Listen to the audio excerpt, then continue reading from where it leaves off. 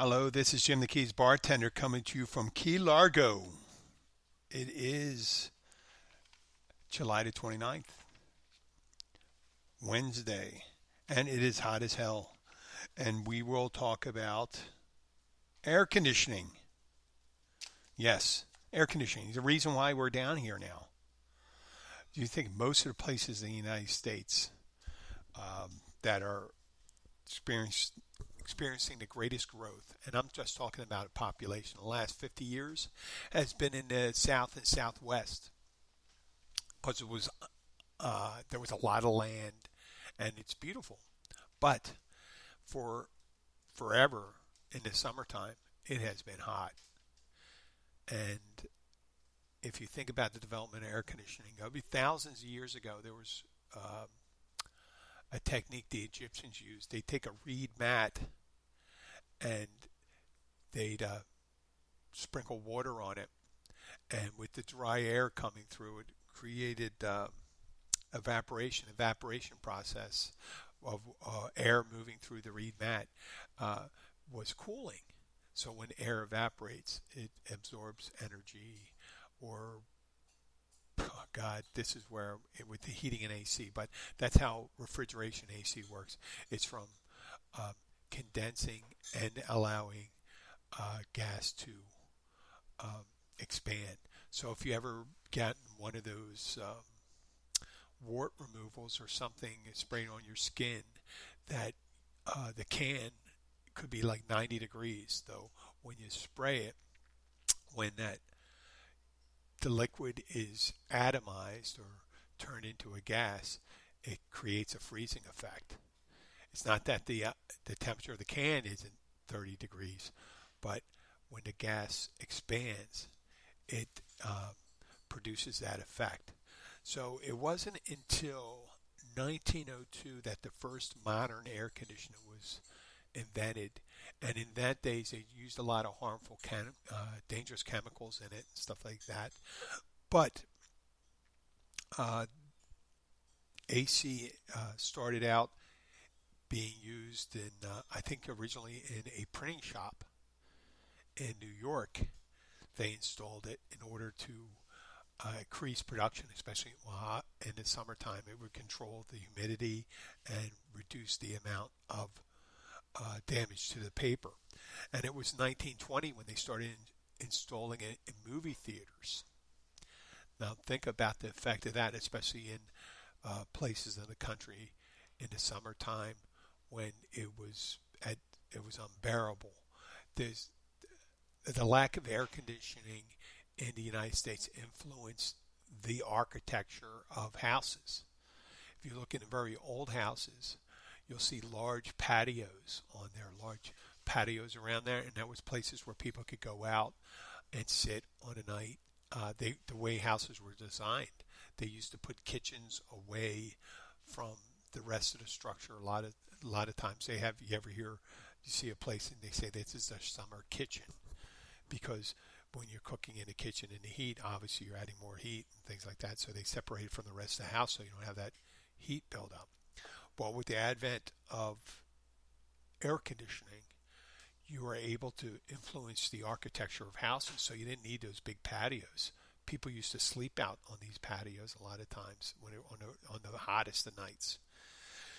So in 1933, the White House installed air conditioning. In 1953, and this is approximately 8 years after World War II, over 1 million units were sold. And then you saw the development of Central Air and all these houses. And then also the explosion of population in Florida, Southern California, Texas, Arizona, Georgia, New Mexico. Just think of these republics in the Middle East, the republics, I shouldn't say republics, there's very few democracies in the Middle East. I think, a side note, Israel is one of them, and maybe Lebanon. The But think of the Dubai with their temperatures indoor. Imagine the temperatures indoor with very little wind and things like that, hitting 120 degrees. Imagine doing business there.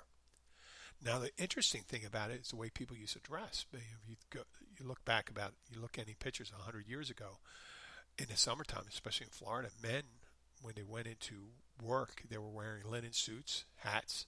Women were wearing sundresses. Um, it was a Western culture, so they exposed their arms and things like that. So they had some respite. But the guys, they if you weren't a working man would wear shorts or long sleeve shirts, but they also had hats. But anybody had an office job, they wore a shirt, a tie, a jacket, and pants, and that had to be unbearable. But look how accustomed we became to it nowadays. Air conditioning. That if you're listening to the show in a place in the northern hemisphere in July, the chances are you are using air conditioning, and without that, um, life was different. So I'm going to use that to parallel the things that we have to do now. Years ago, you talk to someone about let's go someplace on Saturday night, a crowded place indoors. There's not going to be any windows and stuff like that. And we're going to go and hang out with our friends. They think you're crazy. First of all, they didn't have the free time to do things like that. But 100, let's arbitrarily pick a date because it's before the development of electricity being used for commercial and industrial use, before there were telephones. Telephone was 18 when it was introduced to the public, was 1876 at the Centennial Exhibition in Philadelphia. The telephone was first displayed. Prior to 1870, people were most likely, especially in the United States, were born and raised in the same town. And just think of the concept then. There was very different society back then. It was much smaller. You had a smaller pyramid where you had a very small upper class, a smaller upper middle class, and then you had, let's say, the upper middle class is doctors, lawyers, and things like that. And then most of the people were either rural, industrial workers, and things like that. There were 1870s there was virtually no unions and things like that. People worked 7 days a week, sometimes given Sunday off, depending on their employer. They worked long hours. Most people didn't understand. If you ask somebody on a Monday what they did over the weekend, I don't think they'd understand the concept of a weekend. It's not like they would sit home. What would you do? I mean, there was reading, but the reading in 1870 was usually done, was always done by a lantern, either a gas-fired lantern, oil lantern, or kerosene. That they would read. There was no other entertainment. They didn't go places. They didn't go to the beach. It was very unusual. And forget about vacations. There was, and especially rural populations, when you're not raising your crops or tending to your animals, and if you have livestock, that was a daily occurrence where you tend to your livestock. Dairies, you'd have to milk the cows every day. There was no 2 weeks off where you went and took care of this item. So predominant part of the U.S. population did not understand the concept of vacation or time off or leisure activities. And when people got together, some of the entertainment, even with the upper class, was listening to a person read, play a musical instrument, sing, go to a show. And imagine nowadays you could have someone call and plan to get together with people. Well, it was a much bigger deal back then. You'd have to send an invitation either by mail or send it over them in person and tell them your intention of getting together. Having someone over was a big deal. You would never call up anybody. I mean, there was no way to call them up, but when you said, hey, why don't you come run over here tonight and have dinner with us? That was a big deal. So people would just show up at your house, if you think about it. There was no forewarning that they were going to come by and visit you. They just show and knock on your door. They'd be dressed up, normally in a Sunday afternoon, after church, and you go visiting. And if it's in the summertime, they have you on a porch. Sometimes they invite you in. But there was usually no heads up given. So the concept of just socializing changed.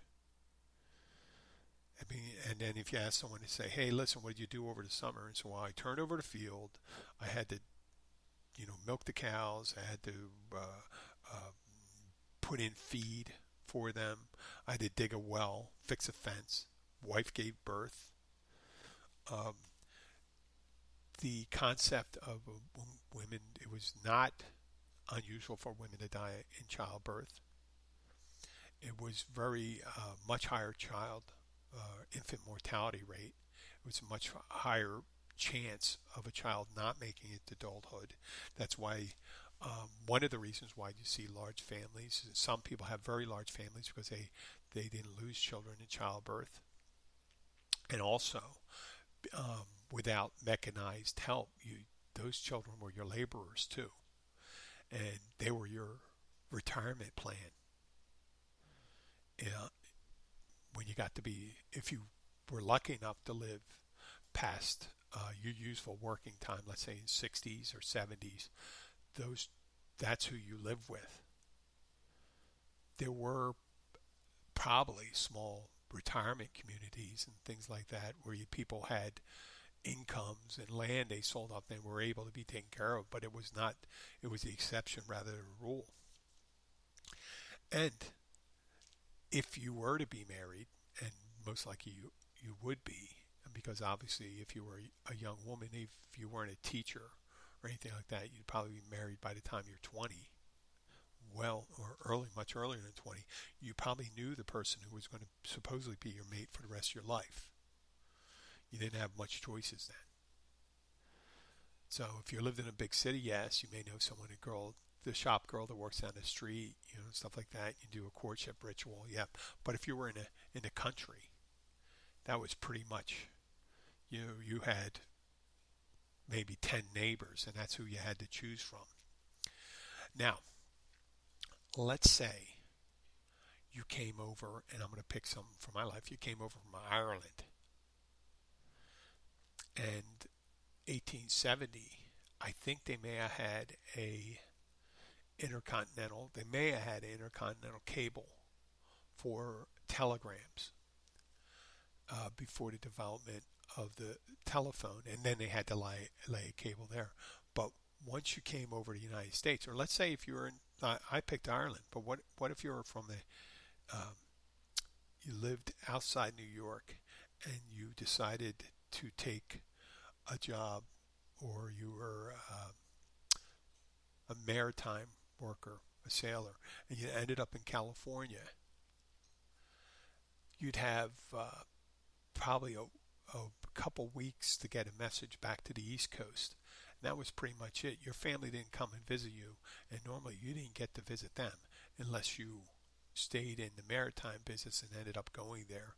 And remember, in 1870, when you had to go from the East and West Coast, did not have the Panama Canal. You had to go all the way around South America. It was quite the ordeal. It took months to get there. But if you were an immigrant or you went to the West Coast, and many times you've never saw your family again. That was it. It was people who weren't in the business of being a maritime a seaman or a captain or a fisherman or things like that, rarely got to leave their country and come back. So the one time you would take all your savings to make your trip over there. Now the upper class, the idea of sailing for leisure probably didn't started to arrive around the 1870s, especially with the advent of steam-driven power plants for ships.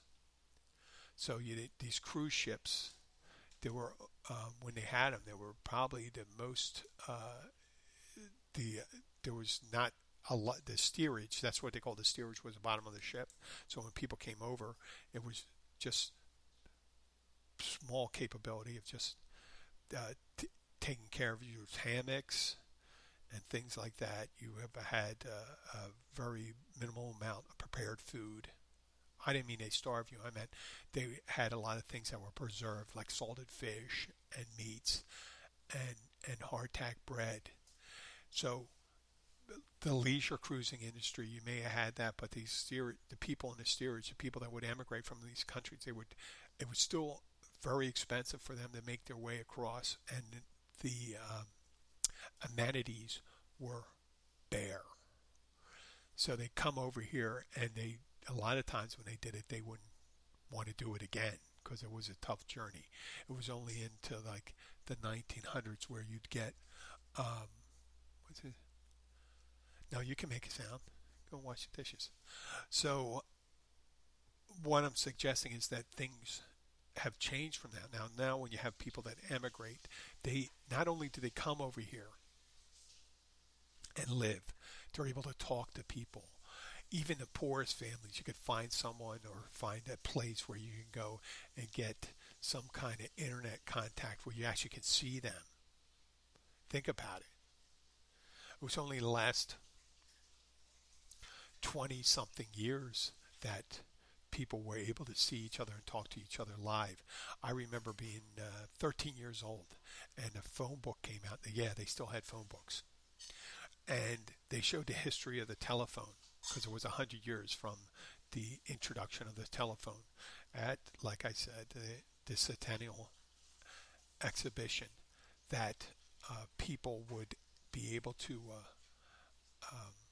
they showed the original phone where you had to use an operator to connect, and then the transformation to the dial, the real dial, and then the push button.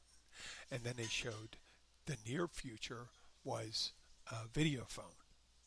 And the video phone was going to be seen, they thought that was going to be in the 80s or 90s. And I think they probably did have some prototypes and able to do that. Improvising, they were thinking television or closed circuit television type setup. Well, right now, if you think about it, we all have access to closed. We can do it with our smartphones and things like that, and the whole aspect of just talking to each other. You can see the person on a daily basis without too much of a drain on your resources. And people have weekends off. A lot of people have weekends off. Obviously, there's a lot of poor people that don't understand the concept of the weekend or vacation and things like that. But there was probably never a time in history where you had so many people being able, as a percentage of population, being able to take leisure time and go someplace else, get and travel to another continent on a regular basis. Just think of it. A middle-class family can go down, you go to Mexico, go to the islands, go do this. Now, how am I going to relate this right now? Things have changed drastically. Right now, we're asking people just to put a mask on and wash their hands and stay 6 feet away. Years ago, they didn't understand. It was in the 1870s they started to really understand pathogens, bacteria, viruses, and things like that. But now, understanding, we're getting people that are angry because of it, and they're arguing the science behind it. When, yes, it took a while for people to digest telephones being introduced and electricity being brought into the house. Just think of the concept there. In 1870, it was in the 1890s, and electricity started, Tesla and Edison Tesla was doing AC/DC, and Edison was experimenting with direct current, and they were building these power plants for people. They were building power plants prior to the demand, meaning you they build the power plants. There's nobody hooked up. Same thing with telephones. Let's just talk with telephones. You got the first 1876, and then you have people, let's say, hospitals, police stations, government officials. They started wiring for telephones. You have the president, the Department of Treasury, and things like that. People didn't have to go in person to have a discussion, real-time discussion, not one message going back and forth.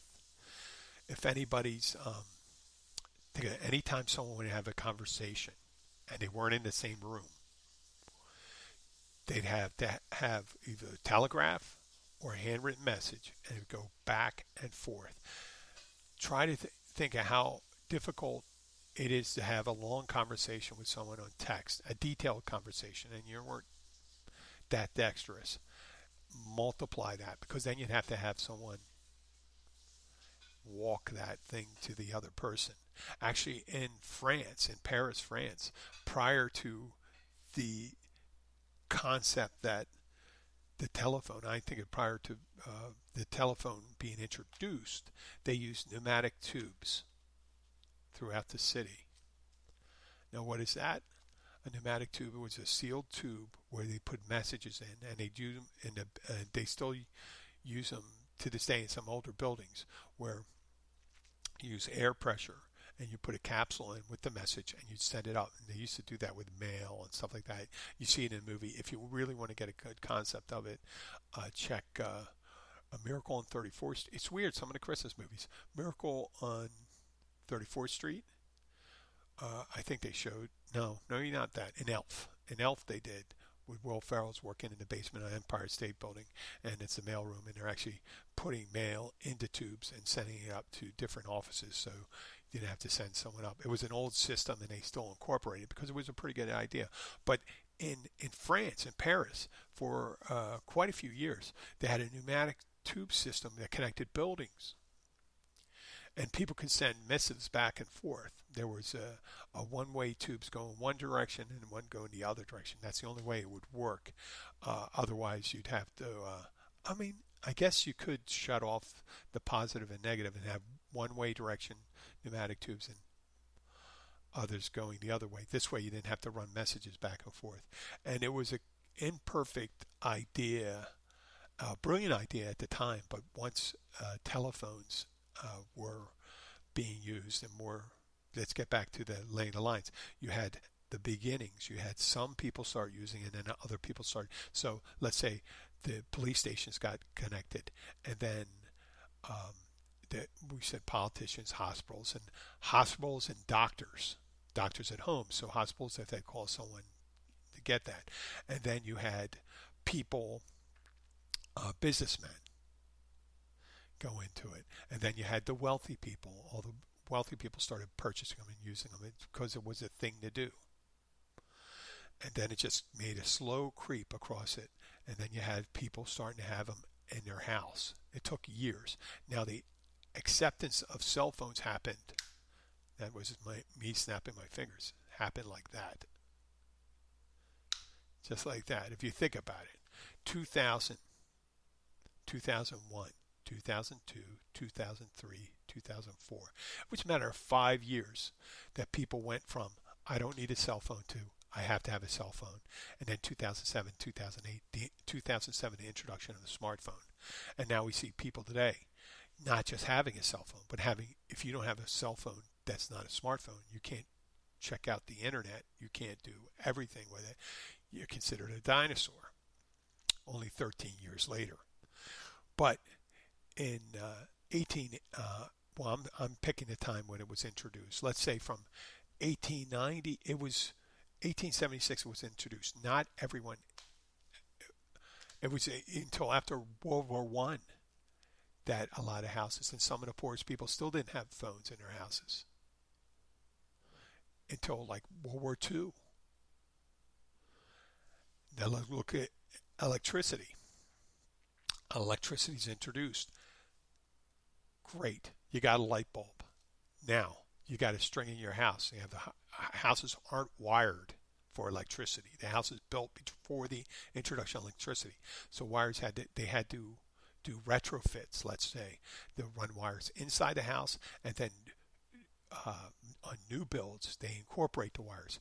But when they incorporated wires originally for electricity, especially in the beginning, they thought it was just going to be, they didn't see that there was going to be other things like a washing machine, a dryer, the introduction right after World War I, the radio, and there was more and more devices, the vacuum cleaner. Think about all the things in your house, toaster, the oven, the refrigerator. And if you look in a really old house, you see that the outlet is almost sitting on the wall with the wires outside it. And that was a retrofit. And then the people that incorporated it. Nowadays, even from houses, when you think about it, think of a house from the 1950s.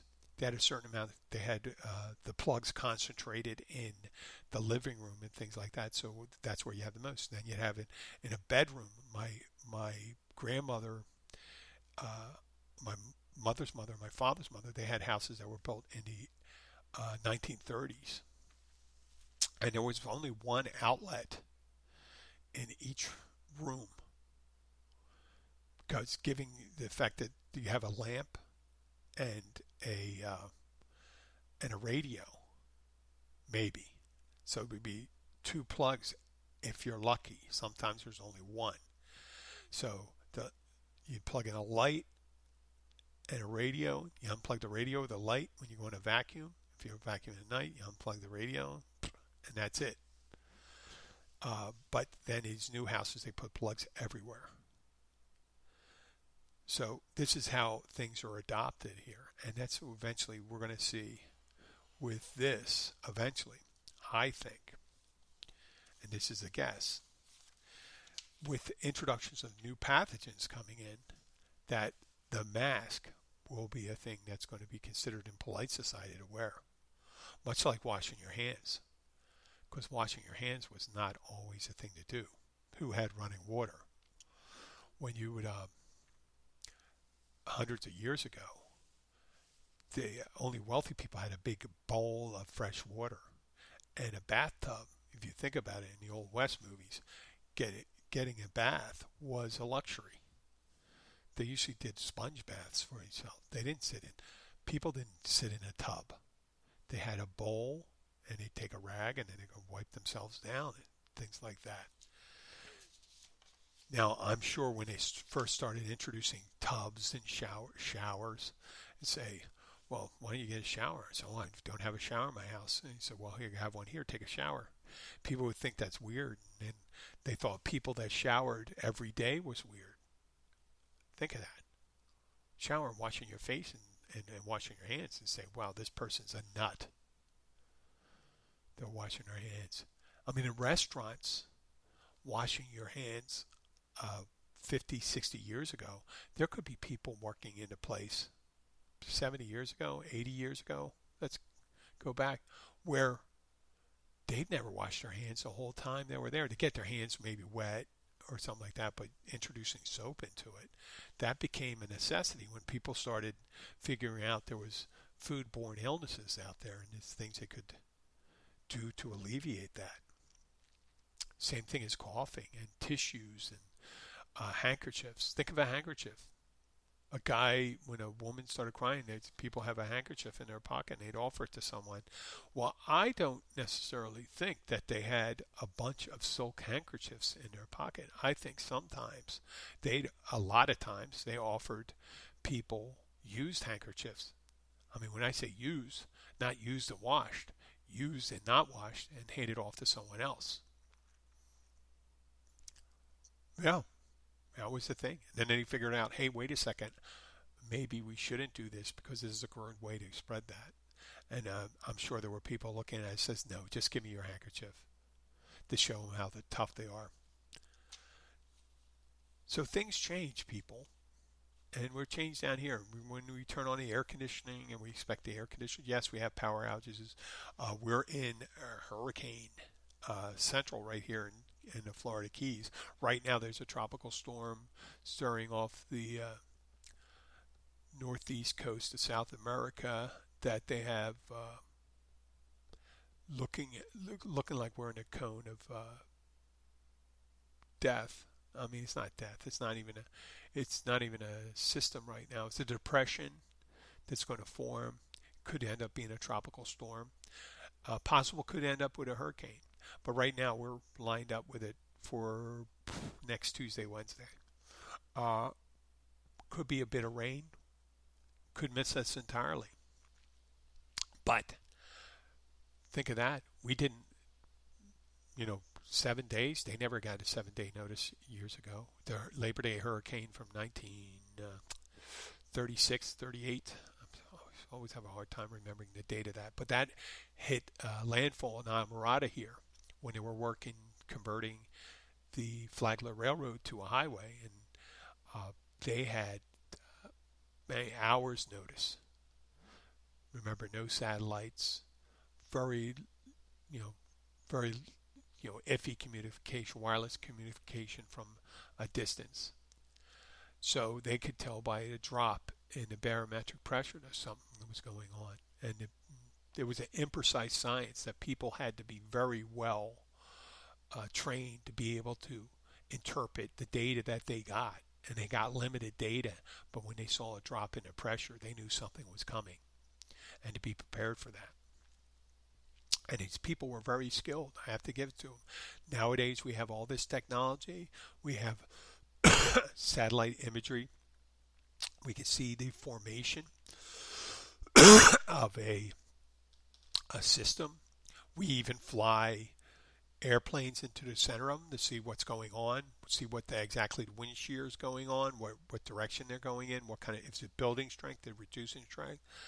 All these things we have at our fingertip we take for granted. And we also have building codes and stuff like that. We have an early warning.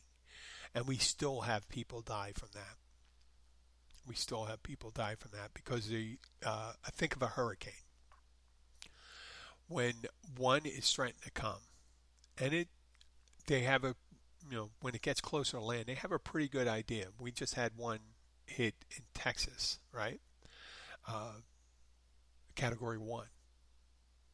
Now we have something developing there. As it gets closer, we'll be given warnings and things to do. And let's say they have top winds. It's a tropical storm, and I think that's up to 72 miles per hour. The winds. It's a good idea if it's at 72 miles an hour wind to put up your shutters. And you got to weigh the how much time you have when the bands are going to come in, something like that. But if it were, God forbid, category 3, 4, 5, strengthening things like that, there would be people still waiting. There's people that wrote it out down here. And yeah, they may have a structure that can, but there's tornadoes that can hit. Tornadoes can cause as much damage as a hurricane on the backside of these storms. There's people that don't, or they don't get the news, and don't have the wherewithal to go and do it. But they make light of it. But there's other people that can't. The more people that ignore a hurricane warning, when one hits, the likelihood of people dying goes up. The less people ignore, or the more people take heed, the greater chance of less loss of life. So we don't have that chance with tornadoes. Tornadoes can pop up in a matter. I mean, you can see a system coming in. You could say there's a likelihood of this system coming in. It will promote the tornadoes forming or cyclones forming. So they do have a warning that's a possibility, and if there's a possibility of something happening, and if there's a storm, you say tomorrow, be really careful and take heed, listen to the radio. So when a tornado pops up and a couple miles away, gives you a fighting chance to find shelter. And then you'll have these things where these people's houses are destroyed and things like that. That is a metaphor for a direct metaphor for how we, can reduce the transmission. Yes, not everyone dies in a hurricane. Not everyone dies in a tornado. It doesn't always strike. If it's nearby, a tornado can hit one side of the street, not hit the other. And the same thing with this COVID-19. You can have 500 people affected, and let's say 4 people die. All right? But you don't know which 4 people there are going to be. Now, there's people that are likely. They're likely if they get it and they show symptoms, that's going to have a really hard time and have a greater likelihood of having serious impact by COVID-19, like if you have an immune problem or we have a COPD. I'd be careful. And it took years to adopt electricity. It took years to understand what the telephone was about. It took years for air traffic to develop. They kept on Zeppelins for years. It was only after the Hindenburg when people saw that was a mass event, even though probably, if you think percentage-wise, the amount of people that died in Zeppelin travel was probably very small. It was very small, but it was filmed. It was filmed. They showed the item that was filmed, and it killed the Zeppelin industry, that traffic. And it saw the advent of air travel, and people say, well,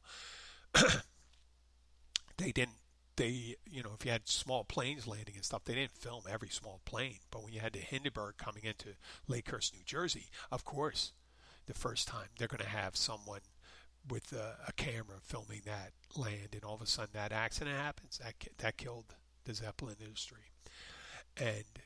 But if they had a film on every plane crash that happened a couple years after the Hindenburg, people would probably stay out of the air. And even to this day, whenever there's a huge accident and stuff like that, people they see it and they get all freaked out about air travel, but then they realize there's a lot of people that travel by air and there's very little accident. All the car accidents where people die does not stop them from doing it. Same thing goes to COVID-19. People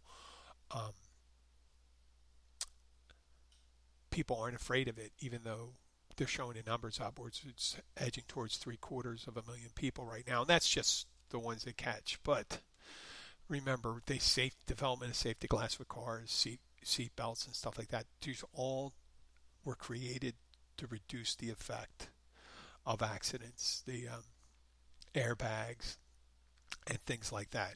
In the long run, people are going to look at it and say, hey, remember those people back in 2020 in the United States that got all pissed off over a face mask? Yeah. And the reason why that happens, it takes a while. There's a lag time for people to learn and to accept, but they're going to have to accept it someday. They're going to really accept it. Those days are over. For now, I know this is kind of a downer. Down in the Keys, remember, we got air conditioning. Everyone has air conditioning around here. We have air conditioning. We're lucky we have that technology. You can go out and have a good time on the water. Get your lobsters. We're in the middle of the lobster season. It still goes on for another 11 and a half hours. We hope people are careful doing their stuff, and when they come down here, we're looking forward to seeing you out and about. And they're doing it in a careful way. Wearing a mask, maintaining social distance, washing their hands. Maybe not in that order, but doing it. And then we can see a less of an effect. And then we can get on with our lives wearing masks for a while. Because then we're going to have to start talking about vaccines and stuff like that. People that said, I'm not going to get a vaccine. Well, that's going to be, there'll be people that get vaccinated and people that don't get vaccinated. And there'll be some industries that people say, like in the health industry, it's going to be interesting and the hospitality industry. So we'll see what happens with that. But this is the Keys Bartender. Thank you for listening. Please share the show. Please prescribe. I do have a phone number. If we ever see me coming up live, the phone number on my Skype number, and you don't have to be on Skype, you can use a regular phone, is 407-392-4563. Once again, that's 407-392-4563. And you can call that number whenever you see that we're streaming live, if you have any questions and things like that. I know it's going to take a little while, just like the introduction of electricity and a telephone and all that stuff is going to take a while for you listeners to get that. And I know maybe it'll help if I just do my live shows at certain times, but that's not the way it is, not at this time. Thank you very much. Have a good day. Be careful out there.